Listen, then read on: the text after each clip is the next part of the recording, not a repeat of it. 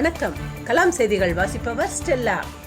ராமநாதபுரத்தில் வெற்றிவேல் வீரவேல் யாத்திரைக்கு தடை விதித்துள்ள தமிழக அரசை கண்டித்து பாஜக சார்பில் ராமநாதபுரம் பாஜக காரியாலயத்தில் இருந்து ஊர்வலமாக வந்து நடைப்பயணம் மேற்கொண்டனர்.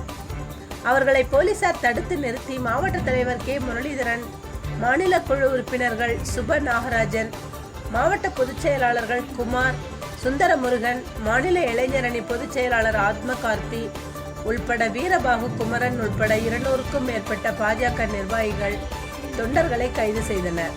கலாம் டிவி செய்திகளுக்காக ராமநாதபுரம் ராமு.